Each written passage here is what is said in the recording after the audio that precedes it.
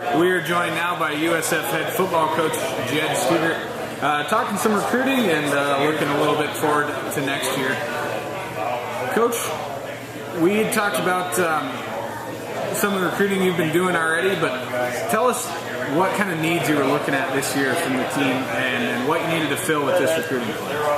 Well, we really kind of looked at the trenches. We felt like we needed to really go after offensive line this year as far as getting the youth movement going and get some camaraderie there in the class. We feel like we did very well up front. Defensive line-wise was the same.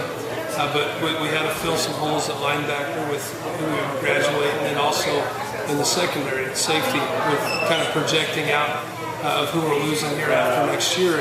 And so running back, obviously having Christian Porter and Taylor Perkins, or Taylor, Jordan Taylor, too many Taylors and Jordans, but with them being in their senior year, that was another spot as far as running back goes. So really, like I said, a little bit, we had to pick one up in each position, but really felt like we needed to go heavy on the offensive line. I thought we did a good job with that this year. Well, we can't talk specifics yet. The rules prohibit us, so we'll abide by them for now. But did you get the class you were looking for? Well, I think we swung for the bleachers, and we feel very good on, first of all, how early we were done as far as commitments go, and feeling like we went after. You always look at the percent of kids that you land of who you went after. Mm-hmm. Sometimes you go after and swing for the fences, and you have to kind of go on kids that might be fallback guys for you. But one thing we're really pleased at is the number of kids that we got that we actually went after, and that's where we, ultimately they got to get on the field and play. But we're very excited with the fact that we do feel like we landed the kids that we went after, and that's now you got to wait and see kind of how they do it. Coach, we got to talk about this a little bit during break, but being an NCAA Division II member and now knowing you're going into the NSIC next year, you'll be eligible for playoffs.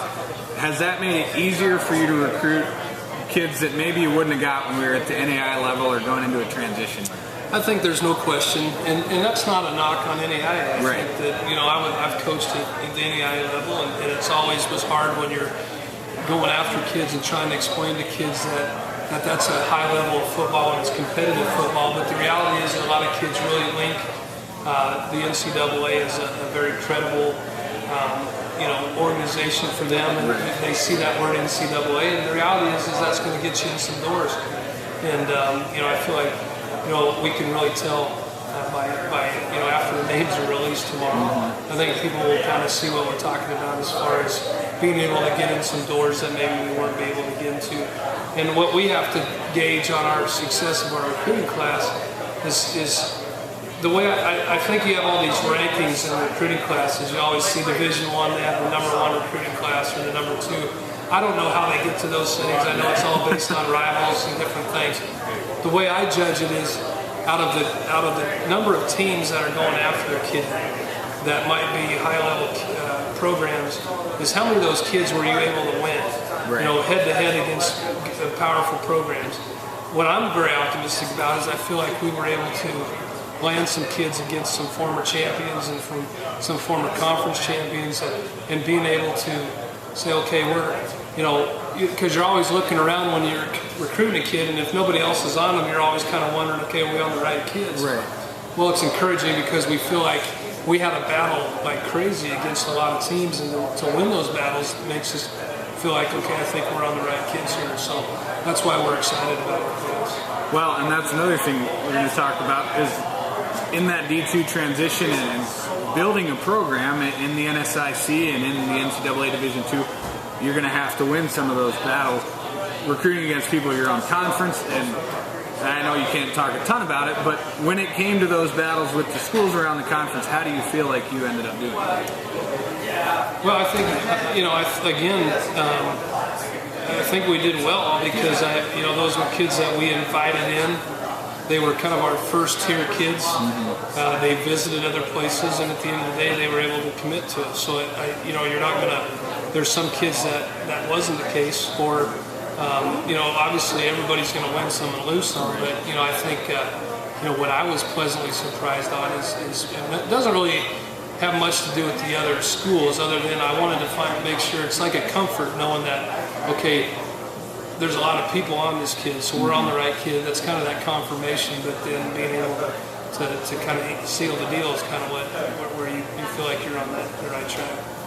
Coach, you talked about earlier getting a kid who's obviously talented, but you also want to get a kid with character, and that's been something that at USF has been preached, and anybody who's been around the program or knows the program, that's been something you guys look at. How much time do you get to spend with these kids to really get to know their character, and how much do you rely on some outside sources for that? Well, I'm always comfortable with the programs where I know the coaches, and I've had, whether it's been in Colorado or following on our coaches in our program that have been other places and in other territories. So, I think it's huge. We have to, character is always going to be first in our program. And I think anytime that a coach confirms to you that you hear the leadership buzzwords or good character buzzwords, those are always things that you feel good about, because, we're relying on so many things. It's not just us going out and watching film and finding guys. You're relying on coaches that are sending you film, recommending kids, and then going back. You might be talking to the school counselor when you're picking up transcripts and say, hey, what do you think about this kid? You're always asking these questions and seeing if little red flags pop up along the way. So we really make a concerted effort to really vet our kids and make sure that they're passing that character test. Well, USF has made no secret that recruiting junior college transfers has been a thing we've done and done well, and had a lot of success with bringing guys in, especially at the quarterback position. But as you're moving forward, Coach, how much percentage of your kids coming in are JUCO kids? Well, we'll bring in. We have 5 mid-year kids this year. I think that's down a little bit. I think we're always going to be building. I've always kind of believed in kind of growing a team. We're always going to look at high school first and build that. You're always going to have some needs where you got to go get some quick fixes. This year, like I said, that's kind of been my style a little bit, is that I believe in recruiting high school kids, developing in your program, but also because as long as we really feel great about the kids that we sign mid-year, because they fall in that outstanding character category. We were able to get on them early, which has been a benefit being done sooner this year than we've ever been. We were able to really really do our homework on the mid-year kids, and having them be here for J-term and get going and getting to know them. We feel like we're so excited to really get those guys to spring football, because we feel like we've got just outstanding kids that we've got mid-year. Speaking with USF head football coach Jed Stugart, Coach, you talked about spring ball, and I want to go there just for a second. As you go in as a coach and you've got maybe 20 kids coming in the fall that aren't with you then, when you start looking at your team from that standpoint, do you factor in, here's some kids that might not redshirt that might get a chance to play, or do you just go with the team you have there? Well, you never know until a kid shows. I've been real careful to kind of predict kids that you think might come in and play. The ones that you think might surprise you, and there's kids that you never dreamed of that end up, showing up at camp and starting to beat kids out. And before you know it, you got a tough choice as a true freshman to play a kid. So, really, I don't think we do too much of that. We want to get a good evaluation of what our team is in spring and set our depth chart a little bit and get a look at some kids that are young kids that are moving in and we haven't had a chance to really watch them when they were freshmen because of being on scout team and not being in that situation from a scrimmage type of situation. And so I don't think we spend too much time projecting out what we think our freshman class is going to project until they show up for camp. And when those first practices start, you get a pretty quick gauge on if a kid can come in and compete right away. You kind of know that right off the bat. They just are able to just click. They're able to step in. And usually that answers the question pretty quick. And then we have to make that decision. Well, Coach, we're going to move on a little bit. Your schedule just got released a few weeks ago. All conference games like we used to do in the GPAC. First opponent, you got 213 days, 3 hours, 42 minutes, and 10 seconds before opening day, Coach. Yeah, the pressure is on.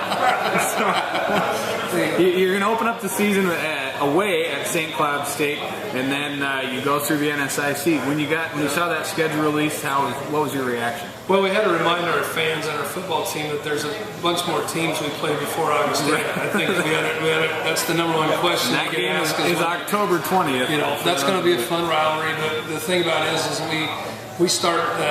We've already kind of started our off-season workouts, but our season basically starts as a team on Friday when those kids are working out in the gym and getting the morning run-ins going.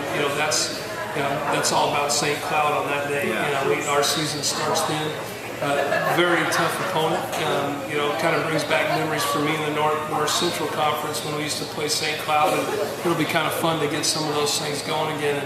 And because they're very good and they're coached really well. And this is kind of the fun part as we get ready for spring and we start kind of trying to plan for that game already going into the summer. I mean, it's exciting, but we know we start off. There's not an easy game on that schedule. No, this Northern Sun Conference is very good, and even teams that maybe historically haven't had great records are you still see that they're getting more and more competitive. Well, it certainly seems that the bottom end of the GPAC, in NAI the parity isn't quite as much as you would see. The resources aren't as available to everybody, but this is going to be a real tough schedule. It's going to be a fun year to see how the guys respond. No question. I mean, they're just excited. Last year was tough for these seniors. I think our juniors saw that. I think they realized, how grateful they are that they have this type of a conference to be in. Right. These kind of games to prepare for, and they also want to they're going to be the first team in the Northern Sun. And they're pretty focused right now on not going in and embarrassing themselves. And that's kind of what you hear them talk a lot about, is being very respectful in the first year in. And now we just got to go out and prove it. Talk's cheap. We don't do too much talking. We got to go to work and just kind of go in and play cool football and kind of let the chips fall where they may. Well, like I said, you got 213 days. So good luck, Coach. We appreciate you coming on. Good luck with the signing tomorrow. Thanks, man. And